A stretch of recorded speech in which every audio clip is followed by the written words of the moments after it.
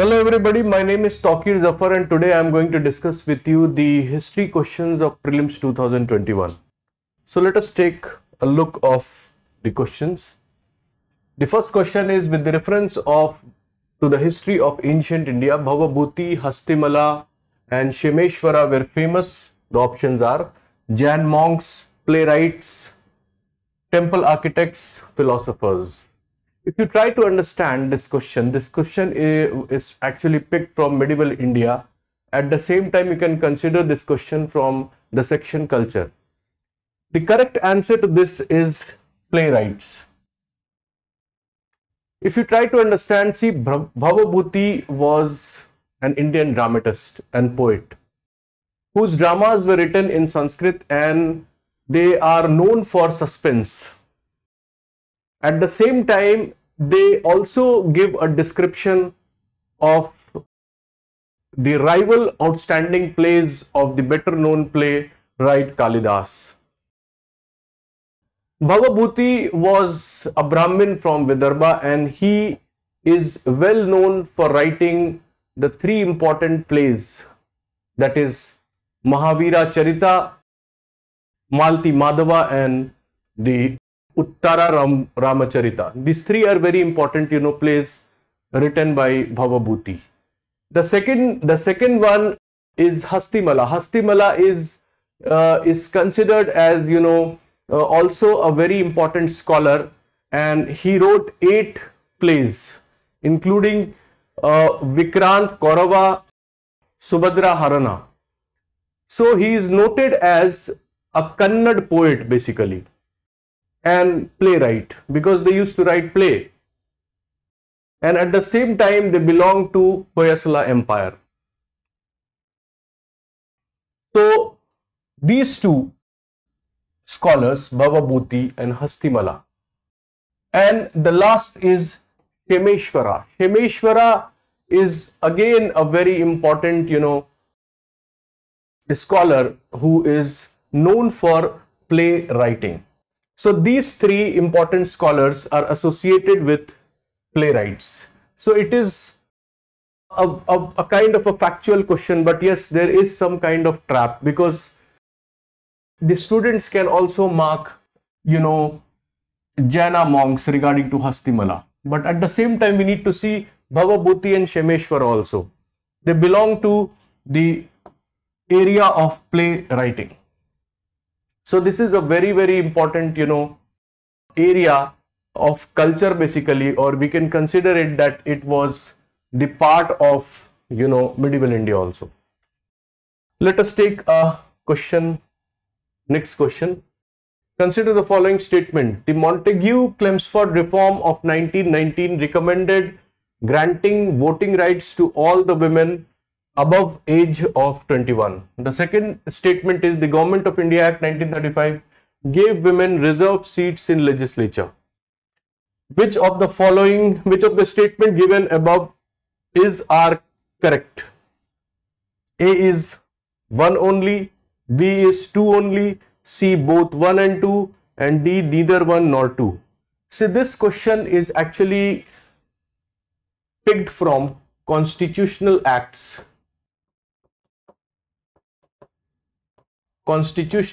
And every year, most of the year, you will see that UPSC takes the question from this section, and this is considered, as a very, very important section as far as the UPSC is concerned.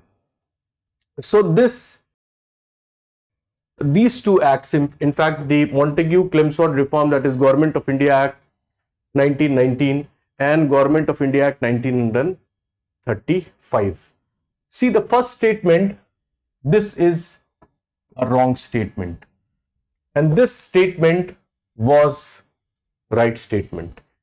In this, there was no, voting right given to all the women.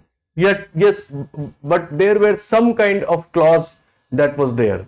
Because see, the franchisee was extremely limited in this period, and in the first election held under the Montagu-Chelmsford Reform, less than 1% of the female population could exercise the right to vote. So this is a very a limited kind of, franchisee that was given. So we cannot say that it was given to all the women above the age of 21. When 1919 Government of India Act was passed, it did not enfranchise the women unequivocally. Okay, but it offered a small kind of a window for that was in which the opportunity was given to the women. So the Montagu-Chelmsford reform is basically not giving voting rights to all the women above the age of 21. But at the same time, we also need to know that Women India Association, led by Sarojini Naidu, they petitioned for the women rights to vote. Okay, then the another act, that is Government of India Act 1935, which was definitely an improvement on the Montagu-Chelmsford reform, that is Government of India Act 1919. The Government of India Act 1919, it denied the women the right to vote, despite the fact that All India Women's Deputation, led by Sarojini Naidu, and the Montagu, that is Edwin Samuel Montagu, the Secretary of State of India that time, the women right was not given to, the voting right was not given to all the women. But at the same time, in Government of India Act 1935, the acts hold a great importance, because here there is a kind of separate electorate was reserved for women. So we find that Government of India Act 1935 gave women reserved seat in legislature, which is a very, very important move as far as the voting right for the women is concerned. Okay, that means, it further talks about, giving the rights to the voting rights to, or the separate electorates to the depressed class, basically the scheduled caste or women or labor. So women gets the right to vote in this act, that is Government of India Act 1935. So the answer would be 2 only. Okay, let us take a look of the next question, that is, with the reference to 8th August 1942 in Indian history, which one of the following statement is correct? A is the Quit India resolution was adopted by AICC. AICC is All India Congress Committee. The full form of AICC is All India Congress Committee. The Viceroy's Executive Council was expanded to include more Indians. The third option is the Congress ministry resigned in 7 provinces.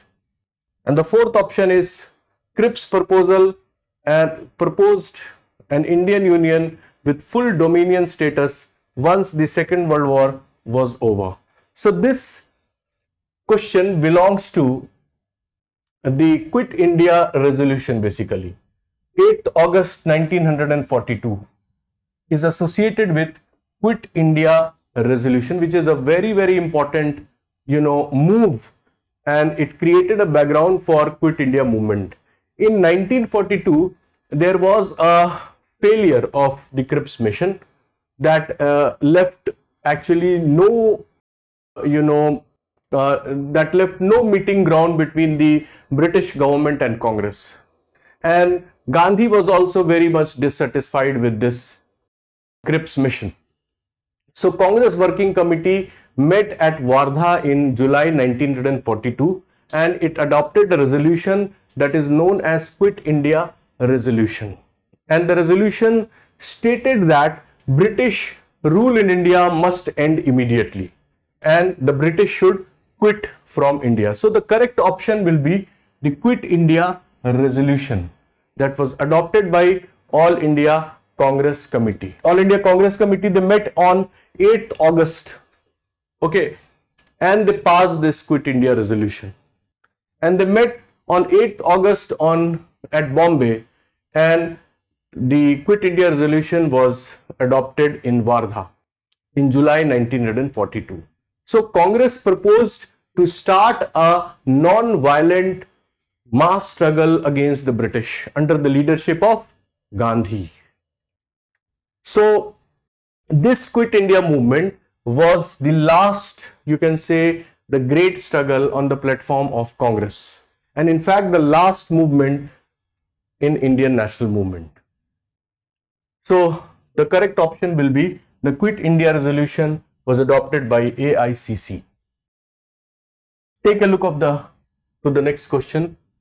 Who among the following is associated with the Songs from Prison, a translation of ancient Indian religious lyrics in English? The correct option is Mohandas Karamchand Gandhi. As we know, Gandhi was a well-read person and he was a scholar, a great scholar. So Songs from Prison is a collection of the songs and lyrics by Gandhi written during his imprisonment in Yerewada jail. Yerewada jail is located in Pune. And this is a very important work.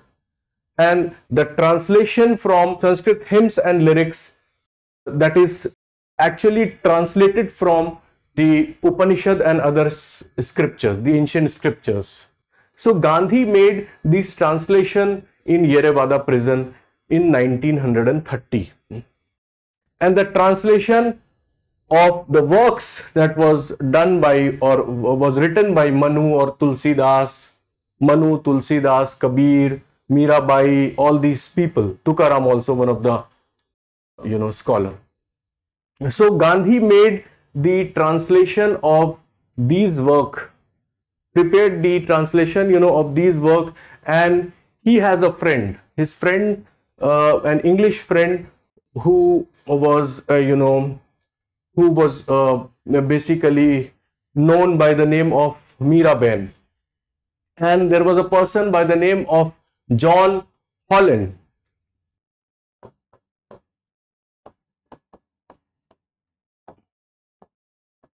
This person, John Holland, he prepared the Gandhi's translation from the publication of the West under the title of Songs from Prison.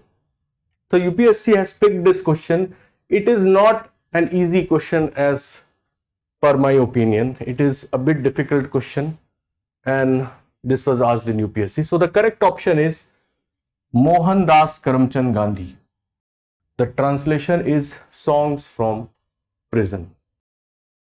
But one thing you need to know, that the person John Holland, he has omitted some of the Indian names and symbolism.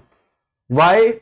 Because it will be convenient for the readers from the West.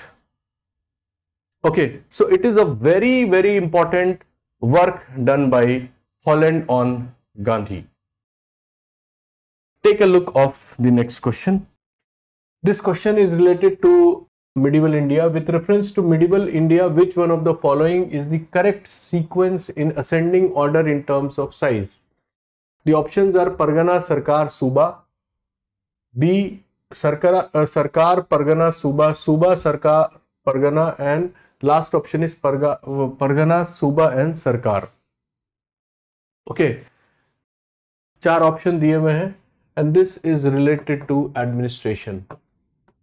Okay, territorial units and of Mughal Empire.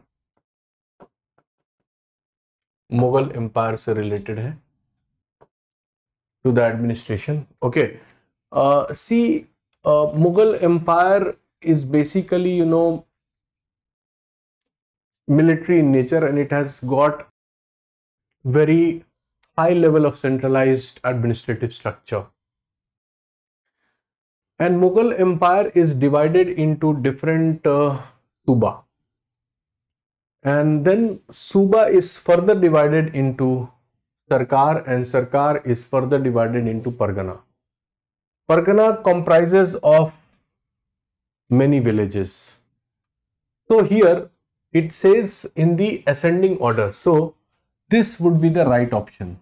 Pargana, Sarkar, Suba, और इससे पहले आएगा villages.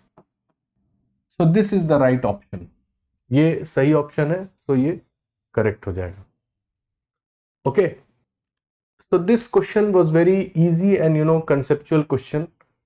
It has no difficult to answer. The next question: who among the following is associated as secretary with Hindu Female School, which later came to be known as Bethune Female School? The correct option will be Ishwar Chandra Vidyasagar. Ishwar Chandra Vidyasagar is well known that he was a great socio-religious scholar of India, and he played a very important role in the emancipation of women. He played a very important role in Sanskrit language. He is considered as one of the greatest scholars of Bengal Renaissance or Indian Renaissance, and Ishwar Chandra Vidyasagar was also, known for the Widow Remarriage Act 1856. So Vidyasagar, who is also considered, or who played a very important role as a humanist, he also played a very important role in the making of modern India. So Vidyasagar promoted the higher education for women. So he was a liberator of women, and he was a secretary of Bethune School. Okay, so Bethune School के वो secretary बन गए. So the correct option will be Ishwar Chandra Vidyasagar. This question comes from socio-religious reform movement. It is a very easy question. In fact, a repetition of the previous year's question, you can say. The last question was also a kind of repetition only. This one. Socio-religious reform movement. It is a very important topic, which is the part of the topic of revolts and movement, and it comes from modern India. So it is a very, very important topic, and one should never leave this topic from modern India. So take a look of the next question. In context to colonial India, Shahnawaz Khan, Prem Kumar Sehgal, that is P.K. Sehgal, and Gurbaksh Singh Dhillon are remembered as the leaders of, the option 1 is leaders of Swadeshi and boycott movement, B, the members of interim government 1946, C, the members of drafting committee in Constituent Assembly, and D, the officer of Indian National Army. If we try to understand this, see, this question basically comes from INA movement, and in this INA movement, which is a non-Congress movement, Subhash Chandra Bose plays a very important role. Subhash basically, he makes the three important brigades in the Indian National Army, that is Gandhi, Nehru and Azad. And he combined this Gandhi, Nehru and Azad brigade, which is called as the Subhash Brigade. Subhash Brigade. And this Subhash Brigade, plays a very significant role in Imphal campaign, because Subhash Chandra Bose was trying his level best to fight against the British outside India. So Imphal campaign was a very important development, and in this, INA conquered Imphal and Kohima, which was under British control, and this has happened in 1944. At the same time, Bose also during this time gave the slogan called as Delhi Chalo. And in this Imphal campaign, there were three leaders whose name was Shahnawaz Khan, P.K. Sehgal, that is Prem Kumar Sehgal, and Gurbaksh Singh Dhillon. So the right option is the officers of Indian National Army. And this Imphal campaign failed. Finally, there was a trial of these officers, which is called as INA trials. So this question comes from INA movement, from Indian National Movement. Indian National Movement एक topic है, उसमें एक सब theme है INA movement. INA movement by Subhash Chandra Bose. He played a significant role in INA movement and a great hero of Indian national movement. Okay, so this question is also very important, and this is very easy also, in fact, as compared to the question that was asked earlier. So this was an easy question, very easy question. Take a look of the next question. With reference to Indian history, which of the following statement are correct? The Nizamat of Arcot emerged out of Hyderabad state. Second statement, the Mysore kingdom emerged out of Vijayanagar empire. Third statement, Rohilkhand kingdom was formed out of the territories occupied by Ahmad Shah Durrani. See, this is basically a question from the rise of autonomous state. Rise of autonomous state in 18th century India, and it is a part of modern India, and it is in the topic British foundation, expansion and consolidation. If you try to understand the first statement, see the Nawab of Carnatic, which is also referred as the Nawab of Arcot. You know, the Nawab of Carnatic were the Nawabs who ruled Carnatic region of South India. Carnatic was basically a dependency of Hyderabad Deccan, and it was under the legal purview of Nizam of Hyderabad. So this statement is correct, and we need to understand that it had a capital called as Arcot. So Nizam of Arcot emerged out of the Hyderabad state, which is the part of the autonomous state. So this statement is basically correct. Then second statement is Mysore kingdom emerged out of Vijayanagar. See, Mysore was an autonomous state which was formed, and it was established by Hyder Ali.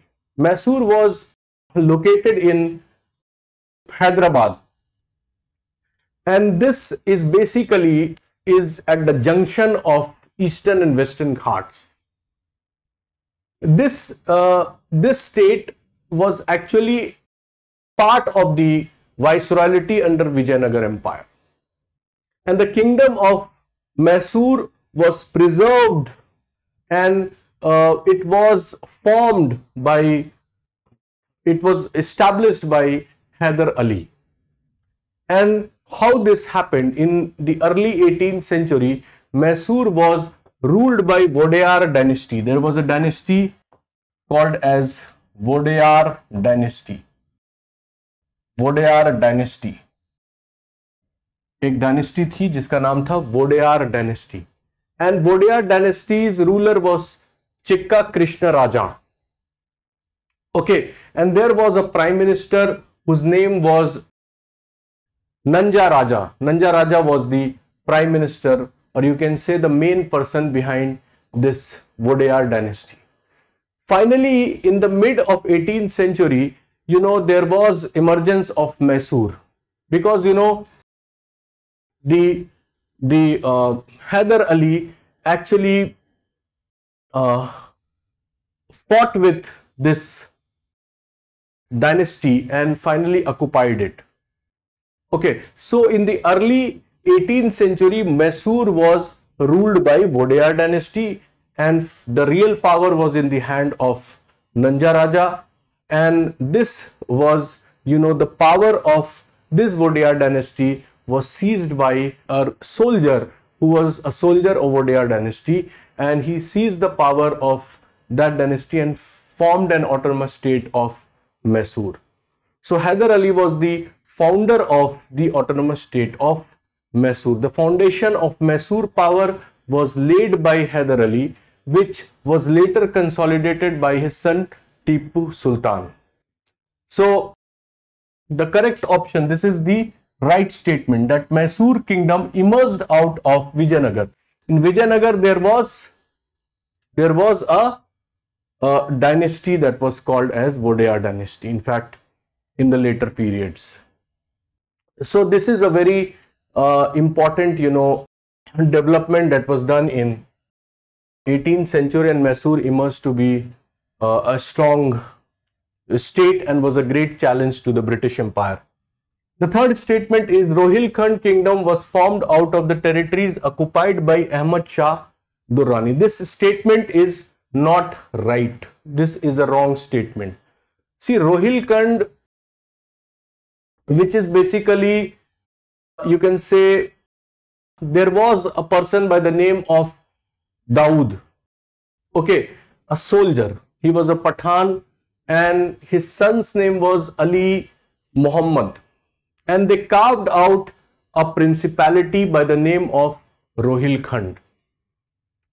Okay, Ali Muhammad, he was a very clever person, and he took the advantage of the collapse of the authority in the North India. Why there was a collapse of the authority in North India? Because of the invasion of Nadir Shah. Because of the invasion of Nadir Shah, there was establishment of a petty kingdom which was called as Rohilkhand. Rohilkhand, you can say, if you try to understand the geographical location of Rohilkhand, it is basically located in the foothills, that is, in the northwest part of UP. UP और आप समझ लीजिए कुमाऊं का जो area है in the north, and it's capital was एओलन. एओलन was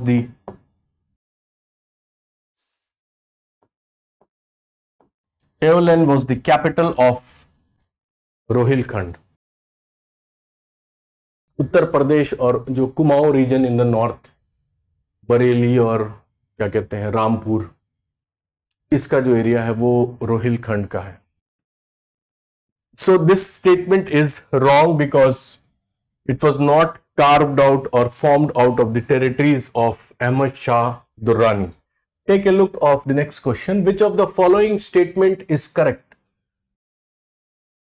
Ajanta caves lies in the gorge of Vagora river. Sanchi stupa lies in the gorge of Chambal river. Pandu Lena cave shrine lies in the gorge of Narmada river. Amravati stupa lies in the gorge of Godavari river. So this question is a very interesting question because they mixed history plus geography. History और geography दोनों मिला दिया इसमें. If you see the first statement, first option, that is Ajanta cave lies in the gorge of Vagora river. Ajanta cave, is a very important cave, and this cave is basically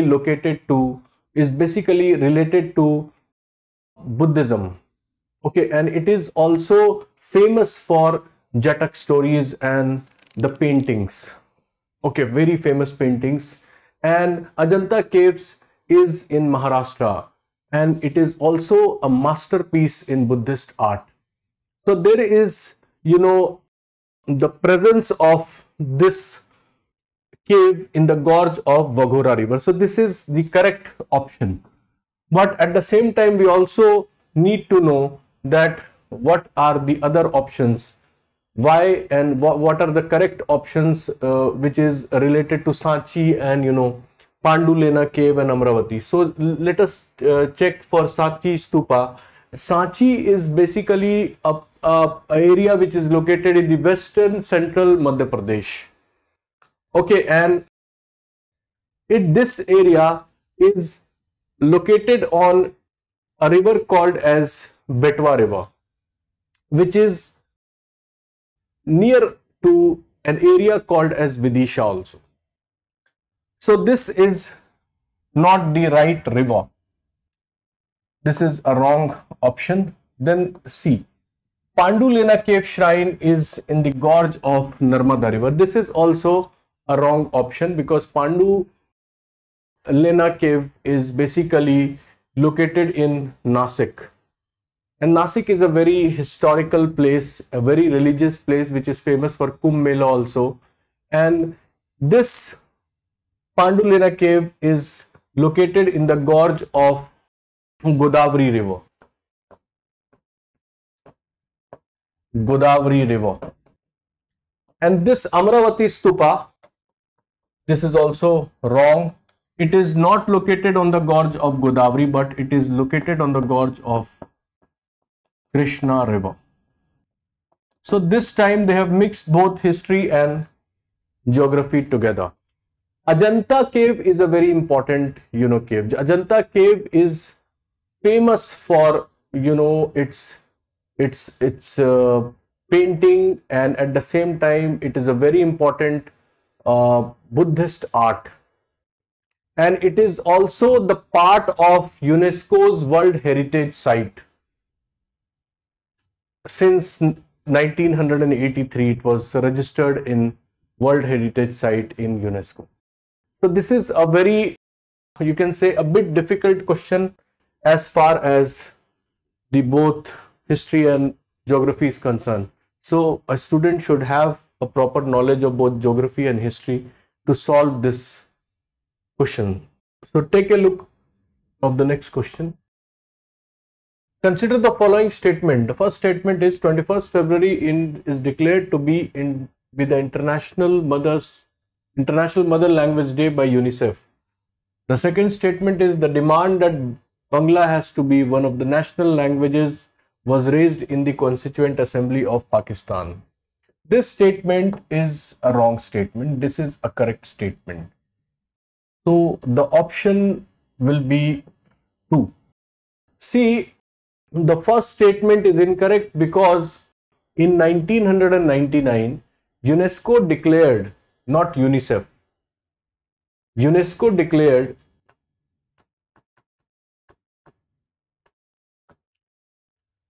UNESCO declared 21st February as an International Mother Language Day. Why? In the tribute of the language movement. Okay. The second statement, that the demand of Bangla has to be one of the national languages, was raised by Constituent Assembly in Pakistan. Even this statement is this statement is correct statement. This was done. So it is, you have to make a correction, UNESCO. This was done in 1919. It is a later development, in fact.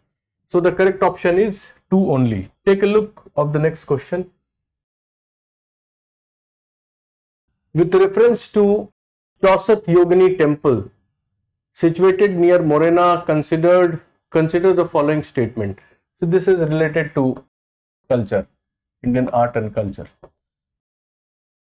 The first statement is, it is circular temple built during the reign of Kachapakata dynasty. It is the only circular temple built in India. Second statement. Third statement, it was meant to promote Vaishnava cult in the region. Fourth statement is, its design has given rise to a popular belief that it was an inspiration behind the Indian Parliament building. See, this is a very, very interesting question, and it is the part of the temple architecture basically.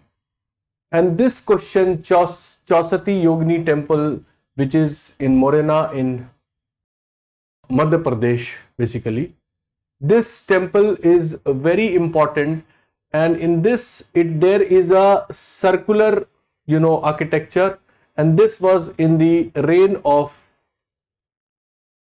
Kachapakata dynasty. So this statement is correct statement. It is the only circular temple built in India? No.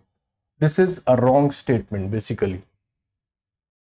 So you can choose the option from here also, because this option is wrong. So wherever 2 is there, you can see this can be done through elimination technique. So these all options are wrong. The next is, it was meant to promote Vaishnava cult in the region. See, it is very important for us to know that it was not related to Vaishnava cult. It was not related to Vaishnava cult. So the correct option will be C. So this is a wrong option. The fourth is its design has given rise to a popular belief that it was inspiration behind the Indian Parliament building. This is the correct option. So 1 and 4, this option is correct. Okay, so this question is quite interesting. So you need to understand that this Chausath Yogini temple in Morena, and which is basically a Mahadev temple, and this temple provides an inspiration in the development of the Indian Parliament building, which is round. If you see the Indian Parliament, it is round, and this is a Yogini temple dedicated to 64 yoginis. Okay, and it is not at all related to Vaishnava because it is a Mahadev temple. That means it is related to Shaivism. So this statement is also wrong. This is also wrong. Okay, and these two are correct options. तो C option इसमें हो जाएगा. ठीक है. Next question. Which one of the following ancient towns is well known for an elaborate system of water harvesting and management by building a series of dams and channelizing the waters not connected reservoirs? This is related to Indus Valley civilization or Harappan civilization from ancient India. And the correct option is in this is Dholavira. Dholavira is a very, very important site, and this site is located in Gujarat. So Dholavira is located in Gujarat, and it is a city basically in the city which was discovered in India, and it was one of the largest sites in Indus Valley civilization. This site Dholavira was first noticed by J.P. Joshi, and it was the excavation work was basically done by R.S. Bisht. This site is important that it has, the city has 3 divisions in this.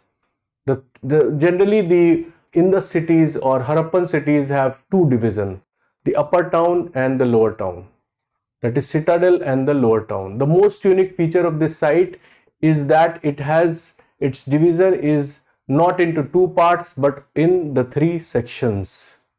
Okay, so this is the very unique feature of Dholavira.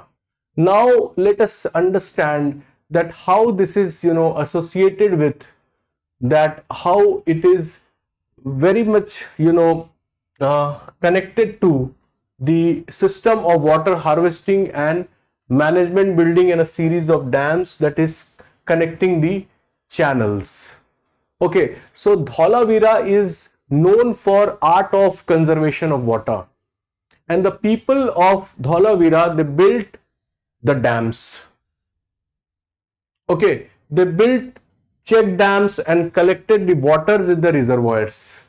Enough of water was collected to meet the city water requirements basically. So they were so developed in that period. So the correct option is Dholavira, which is related to building a series of dams, channelizing the water which is connected to reservoirs. Okay, see these reservoirs, were connected to wells. Okay, and this is being used for the water which is used which is used for drinking and bathing basically. So they have a very good water harvesting technique in Dholavira. So it was a very, very developed site, which is a very important site located in Gujarat in Indus Valley civilization. So correct option is Dholavira. Indus Valley civilization, always UPSC asks question from this topic. Always they ask question. And the second thing that you should remember in this particular site is that the city is divided into 3 sections, that is upper, middle and the lower town. Okay, generally the cities of Indus Valley civilization are divided into 2 sections. This is done. Next question. In the first quarter of 17th century, in which of the following were the factories of English East India Company located? 1. Broch, 2. Chikkakol, 3. Tiruchirappalli. Select the correct answer using the code given below. So these are the code 1 and 2, 3, 2 and 3. If you try to understand, you should in this question, see, this is basically coming from European trading companies, which is a very easy topic, and generally they ask about factories and forts, headquarters from this topic, or any significant feature which is related to European trading companies. If you try to understand this, see, in this you should know what were the important English factories. Like, English factories were the first factory, that was in Surat, and later on it also became the headquarter or the sole presidency in the early phase. The second important factory was Masulipattnam, and then, they developed factory in Bengal also, that is in Hooghly, and then in Odisha at Haripura and Balasore. But there was no factory in the Chikkakol and Tiruchirappalli. Yahan to nahi tha. But yes, in Broch there was a factory. So the correct option is Broch. So in this type of question, one should always remember that where these factories are located. In 1619, the factories at Surat, Masulipattnam, Agra, Broch, Ahmedabad, and one more place is Burhanpur. These factories were located there. So Broch is the right option. Chikkakol and Tiruchirappalli is not the right option where English built the factories. In Bengal also, I told you, in Odisha also they have factories. So it is a very easy question. जिसको पता रहेगा factories कहाँ बनाई है वो आराम से इसको कर देगा इस question को. So it is a very easy question. From the decline of Guptas until the rise of Harshvardhan, the early 7th century, which of the following kingdoms were holding power in northern India?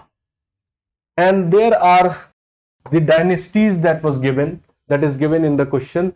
The Guptas of Magad, the Paramars of Malwa, Pushyabhuti of Thaneshwar, Mokhris of Kannauj, Yadavas of Devagiri, Matrikas of Vallabhi. Select the correct answer using, it is a very lengthy question. It seems that it is a very lengthy question, but actually it is not.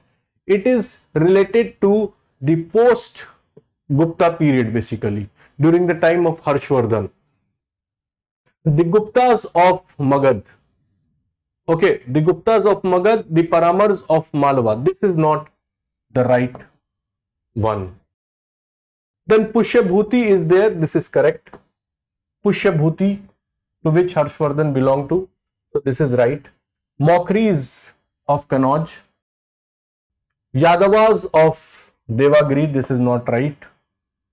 Okay. Then this is right. The Matrikas of Vallabhi. So the correct answer is 1, 3 and 6.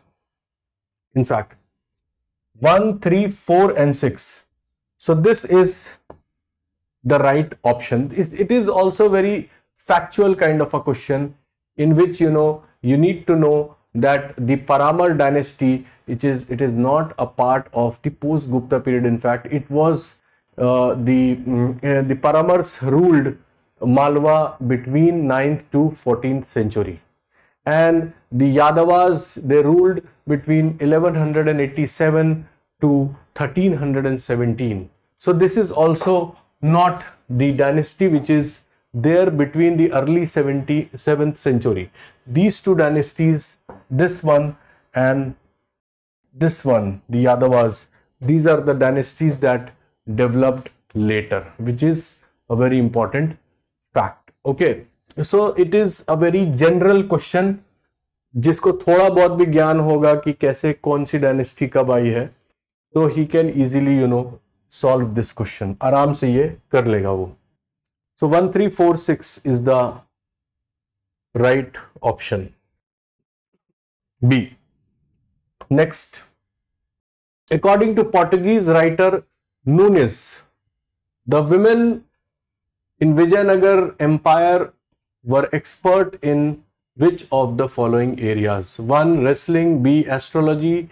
3. Accounting. 4. Soothsaying.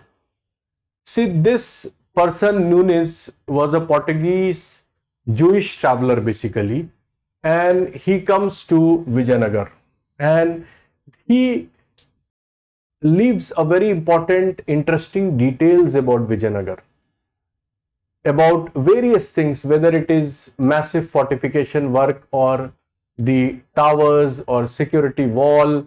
And this was, he gives an information about the king of Vijayanagar, whose name was Bukka and Devraya I, Bukka Raya II and Devraya I. He gives a detailed information about women, and he, mentions the cultural aspects of the Vijayanagar Empire, whether it is related to the jewels, the jewels, jewelry worn by the women, as well as the women who were associated with these work, whether it is wrestling or astrology or accounting or soothsaying or any other work, and they were appointed as the kings. They were appointed to good positions in king's service. So he gives a detailed information about the women. So he gives information about everything. So the correct option is D. So see, one should always focus on the areas which is related to the foreign travelers. Foreign travelers एक बहुत ही important जो है period है जिसको कि करना चाहिए. मतलब कोई भी जो फॉरेन ट्रैवलर आया है जिस पीरियड में, one should focus on that area. Okay, like Abdul Razzaq और न्यूनेस, ये सब जितने लोग आए in India, so one should focus on that. So उससे रिलेटेड ये क्वेश्चन बना. So they give the detail information about women in the Vijayanagar empire. So the correct option is D. Next, with reference of Mandapalle of Andhra Pradesh, which of the following statement is correct? Pingali Venkaiah designs the tricolor Indian flag here. B. Patabi Sitaramaiah led Quit India movement of Andhra Pradesh region. C. Rabindranath Tagore translated the national anthem from Bengali to English. And D is Madam Blavatsky and Colonel Olcott set up the headquarters of Theosophical Society first here. No, it was set up in US. You know it very well. The correct option is Rabindranath Tagore. See, Rabindranath Tagore, he translated Jana Gana Mana from Bengali to English and also set it to the music basically. Okay. He also set up to the music. See, if you try to understand, see, Mandapalle was basically, it is a very important town which is located in Chittoor district in Rayalaseema region basically. And this area is very important.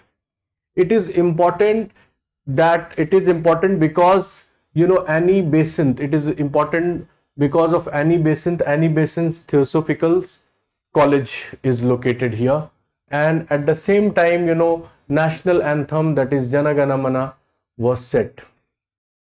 So it was set up by Rabindranath Tagore, who was a Nobel laureate, and this development was done here, and the translation of this Jana Gana Mana was done, and it was translated in English as the morning song of India. So the correct option, these options are wrong options basically. Madam Blavatsky and Colonel Olcott set up the headquarters not first in India, but in fact it was done in US. So the correct option is C. Next question. Consider the following pairs. Historical place है और well known. Burzahom, rock cut shrine. This is not a right option. But Chandraketu Nagar is related to terracotta art. Ganeshwar, that is in Rajasthan, it is also related to copper artifacts. So which of the following pairs given above are correctly matched? So the correctly matched is basically 2 and 3. These are correct options. See, this question is basically related to the historical sites basically. If you try to understand about Chandraketu Nagar is basically situated in 24 Pargana district of West Bengal, and it is important because we get the information about the pottery, we get information about North black polished wares basically, and at the same time we also get information about the architecture also. At the same time, if we try to understand Ganeshwar is located in Rajasthan, and it is connected to copper mines basically, and it is a very important area, and it is located it is related to Ganeshwar Jodhpur culture. Okay, so ये सही option है because it is famous for copper mines, and Chandraketu Garh is basically related to the terracotta art. So Chandraketu Garh is also the right option, and Ganeshwar is also a very important option. At the same time, if you try to understand, you see the motif of the ship is also, we find the evidence of the motif of ship and terracotta ring wells basically, and at the same time we also get the evidence of the house with roofs found here in Chandraketu Garh, sorry. This option is a wrong option because it is not connected with rock cut shrines. Burzahom is a place in Srinagar. It is near Srinagar, Jammu Kashmir, and it is a Neolithic site. Burzahom is a very important Neolithic site.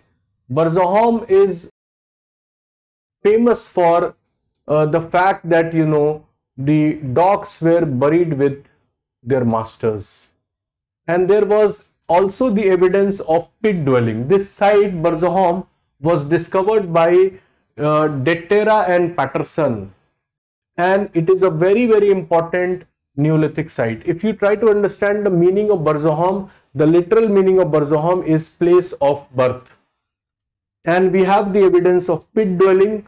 Pit dwelling क्या होता है? Basically जो गड्ढा खोद करके उसमें रहते हैं, and this is a very important site for bone tools also.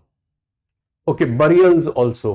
We also find the domestication of the cattle, sheep, goat, but it is not associated with rock cut shrine, Burzahom. So this is a wrong option. ये दोनों सही है, ठीक है. तो correct option is 2 and 3. It was during the reign of Iltutmish that Genghis Khan reached the Indus in the pursuit of the fugitive Khwarezm prince. Second statement, it was during the reign of Muhammad bin Tughlaq that Taimur occupied Multan and crossed the Indus. Third statement, it was during the reign of Dev Raya II of Vijayanagar that Vasco da Gama reached the coast of Kerala. In this, if you try to understand the first statement, this is related to Delhi Sultanate and Iltutmish, that is Shamsuddin Iltutmish, the first Sultan of Delhi Sultanate. See, during his time, the Delhi Sultanate was formed and its position was very nascent, and there was Mongol invasion that was going on. बहुत ज़्यादा Mongol invasion हो रहा था उस time में, and it was during the reign of Iltutmish that Genghis Khan, who was a Mongol leader, he threatened to attack the infant empire that was created by Iltutmish.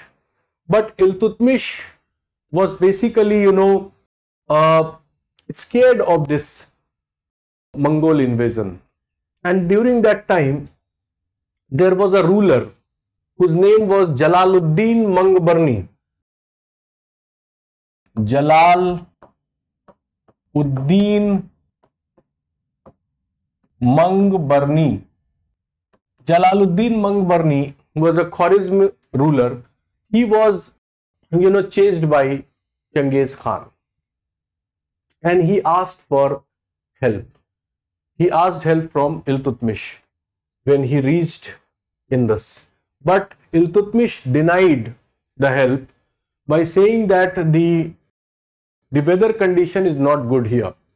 So he diplomatically handled the Khwarizm ruler, that is Jalaluddin Mangbarni, and saved the infant empire of Delhi Sultanate from the attack of the Mongols, that is Genghis Khan. So if you try to understand, this statement which is given here is the correct statement. In this second statement, it was during the reign of Muhammad bin Tughlaq that Timur the land, Amir Timur, जिसको कह सकते हैं आप, occupied Multan and crossed the Indus. In the time of Muhammad bin Tughlaq, Timur did not invade. It was done in 1398.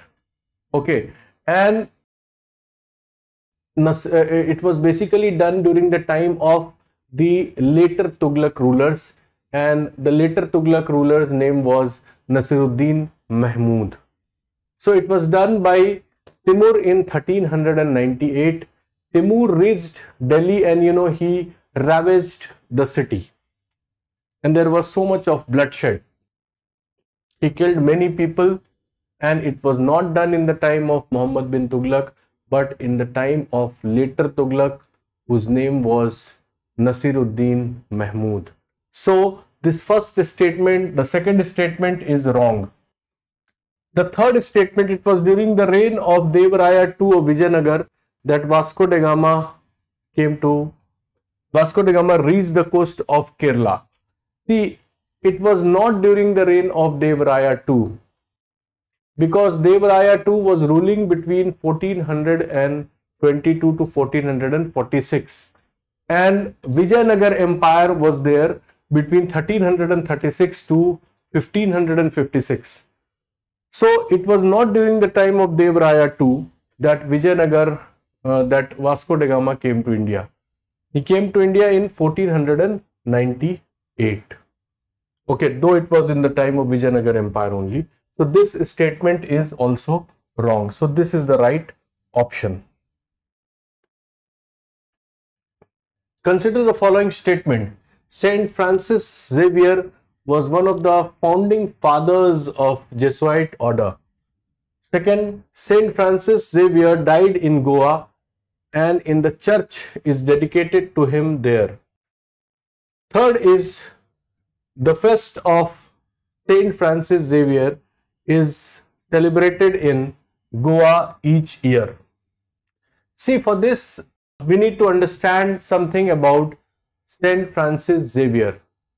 See, Saint Francis Xavier was a Spanish, and he was a person who was influenced by a person whose name was Saint Ignatius of Loyola, who was also, responsible for, Saint Ignatius Loyola was responsible for counter-reformation that we study in world history. And Saint Francis Xavier, he was the person who was born in basically in Xavier. That is why his name was Francis Xavier, Saint Francis Xavier, and in a place called as Navarre in Spain. But he did not die in Goa. This is a very important thing that we should remember. He died in China. there is a place called as Sancian where he died. Okay, and he belonged to a Roman Catholic missionary, and he was influenced by Ignatius Loyola. So the statement 1 is correct because he was one of the founding members of Jesuit order and was influenced by Ignatius Loyola because the Ignatius Loyola was responsible for foundation of Society of Jesus, or Jesuits you can say. And the second statement, if we try to understand, that he died in Goa, which is a wrong statement. He died in China. The feast of Saint Francis Xavier is celebrated in Goa in each year. This is a right statement because the feast of Saint Francis Xavier is an important, holiday that was observed by the devout Christians in the world. And in India, the place Goa is basically, this festival is celebrated, and the date is 3rd December. 3rd December. He also, this person Xavier also reached Japan, and in India he made the base at Goa. So this is a very important information that one should know. So this was related to the Christian missionaries that came to India. It is also a very general question. Take a look of the next question. With reference to the history of ancient India, which of the following statements are correct? That is, first is Mitakshara was the civil law for upper caste and Daya Bhaga was the civil law for lower caste. Second is, in the Mitakshara system, sons can claim right to the property during the lifetime of father, whereas in Daya Bhaga system, it is the only after the death of father that the sons can claim right to property. The third statement is Mitakshara system deals with the matters related to property held by the male members only of the family. I think it continues. Families, whereas the Daya Bhaga system deals with the matters related to property held by both male and female members of the family. These are the code that is given. So see, this question is basically connected to ancient India and it is related to Hindu law. Ancient India, Hindu law, which is a very, it is a very conceptual type of a question. Okay, so we need to understand the concept of the Daya Bhaga and the Mitakshara. So if you try to understand what is the difference between Daya Bhaga and Mitakshara, this is a very important thing. See, Hindu law is classified into two types, that is codified Hindu law and uncodified Hindu law. If you try to understand the codified Hindu law, applies to all Hindu equally, whereas uncodified Hindu law applies differently according to the situation. The application of the uncodified Hindu law, it depends upon the context of the different schools. And these schools, the two basic schools are the Mitakshara and Daya Bhaga school.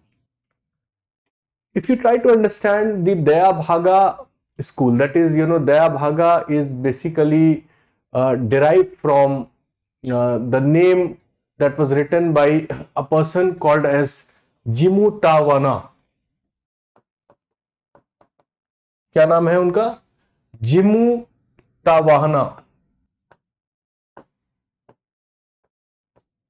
This was the person. And the term Mitakshara, is derived from the commentary written by Vijayaneshwara. Vijayaneshwara was a great scholar, and he was a great scholar of a smriti called as Yajnavalkya Smriti. So Daya Bhaga and Mitakshara are the two important schools of law basically, and these schools of laws are connected to successions of the Hindu undivided family.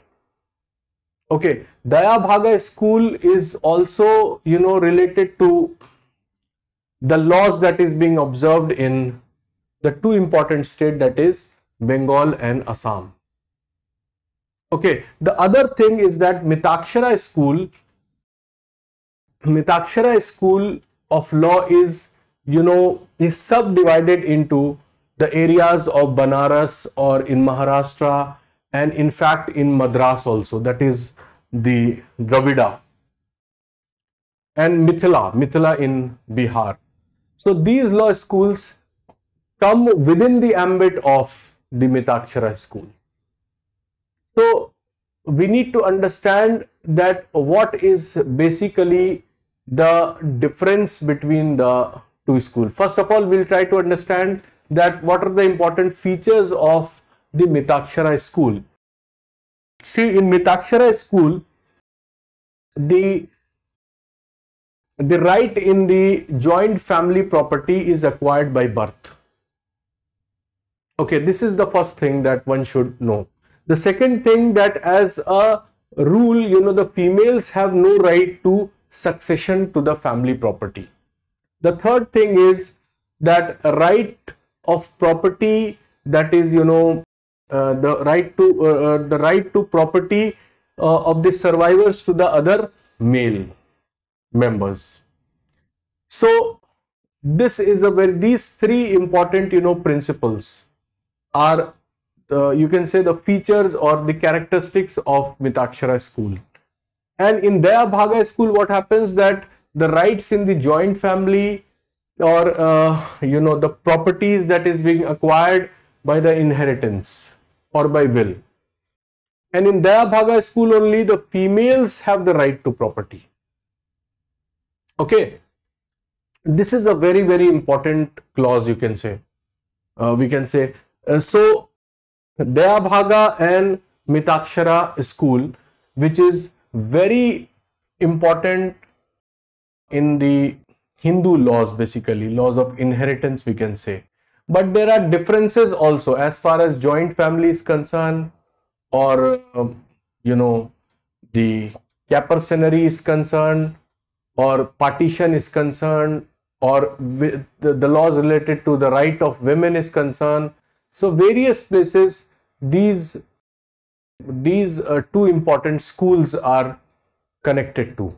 So in this, if you try to understand that Daya Bhaga, which is a Hindu law book, you can say, or a treatise, and this primarily focus on inheritance procedure. Okay, and Daya Bhaga was strongest authority in the modern Indian courts in Bengal region. Okay, if you try to understand the important thing, very important thing, which is connected to Mitakshara. Mitakshara says that it is opined by various scholars. Many scholars conclude that Mitakshara represents the orthodox doctrine of Hindu law, whereas Daya Bhaga represents a very reformed version of Hindu law. Okay, this is what the description is, all about, which is related to Daya Bhaga and Mitakshara. The options are, 1 and 2, 2, 1 and 3, and 3. If you read the first option, that is Mitakshara was a civil law for upper caste and Daya Bhaga is a civil law for lower caste. It has nothing to do with this. In Mitakshara system, sons can claim right, I've just told you, right to the property during the lifetime of father. This is correct. Whereas in Daya Bhaga system, it is only after the death of father that the sons can claim right to property.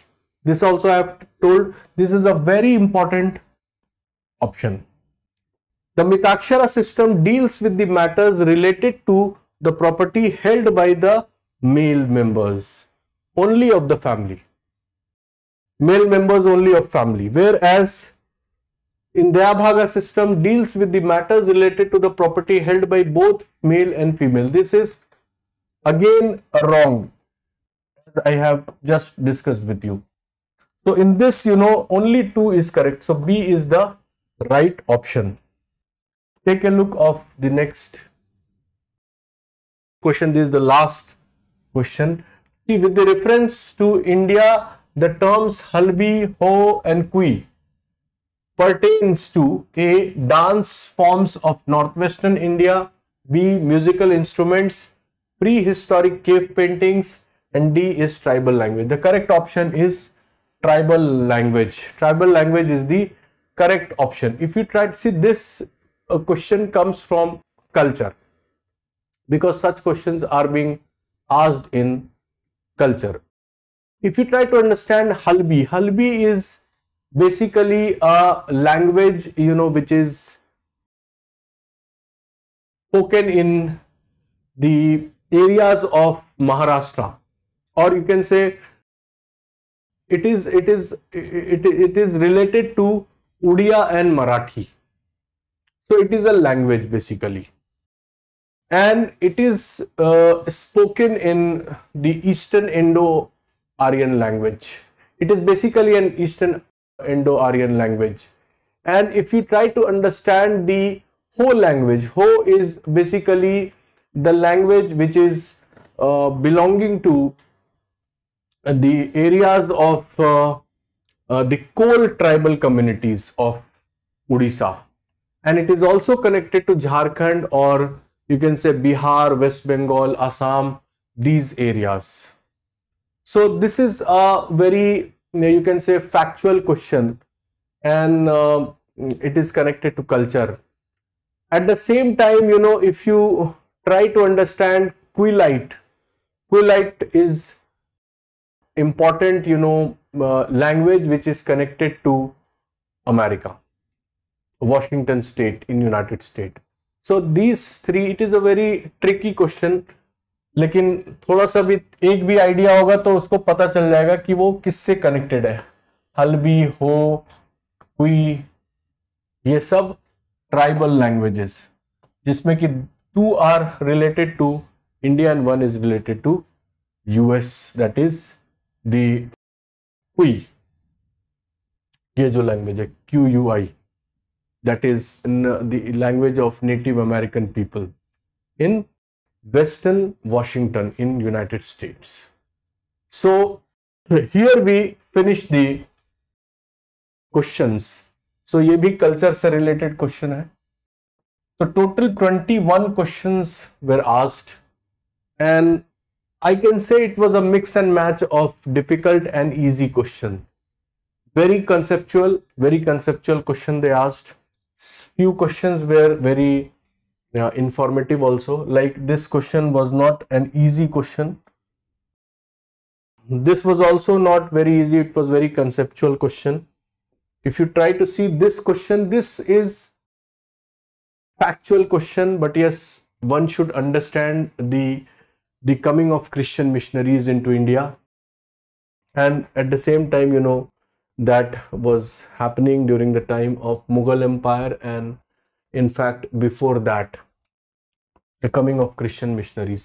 This is not a difficult question. It is related to medieval India. In this question, this, if someone knows, he can correct this question in the exam. And this also, because Ganeshwar is a part of Rajasthan, and ये दोनों का भी थोड़ा बहुत ज्ञान होगा 1 and 3 का, तो आराम से वो कर लेगा इसको. तो it is also not a difficult question according to me. This is also a very general type of a question that is asked. This is basically belonging to the foreign travelers who wrote travelogues. So one should always focus on foreign travelers in medieval India. Specially in Vijayanagara time. तो ये भी बहुत ज़्यादा कोई difficult नहीं है। This was also very easy question post Gupta period and the early medieval period, connecting both the topics. Then this is also not an easy question because it is related to factories of East India Company, English East India Company. If one knows the factories of English East India Company, easily he can do that. Then this is also related to Indus Valley civilization, very important feature, that is harvesting of water and management of building series of dam and channelizing the waters into the corrected reservoirs to use it later for drinking and bathing. So ये बहुत मुश्किल नहीं था. It is easy because if one who reads about Indus Valley civilization and the important sites, he can do it. Then yes, this was a tricky question. As I told you, it is not that easy. Then this is again a very general question. This is a difficult question. This is very easy because it is related to the rise of autonomous state in India in 18th century, the development of the autonomous state that was done. This is a very easy question, that is INA movement. This again is a very easy question related to social justice reform movement, Ishwar Chandra Vidyasagar. Again, this is a very conceptual question and easy in fact. Sarkar, Pargana and Suba. This is, we cannot say that it is a difficult question, but yes, most of the people do not know about it. So it can be clubbed into a kind of a difficult question, you can say. This is a very easy question related to Quit India movement, Indian national movement. This again, constitutional acts. If you have that conceptual basis of the constitutional acts, you can easily do this question, because that time voting rights in 1919 was not given. Only a small window for women was opened, not for all. You have see, always you have to see the keywords. Keywords देखना बहुत ज़्यादा ज़रूरी है. The Government of India Act 1935 gave women reserved seats. ये भी आसान है काफ़ी. So this is also a very, you can say, general question, but it is a bit difficult and factual in fact, and belonging to early medieval period. Okay, related to culture.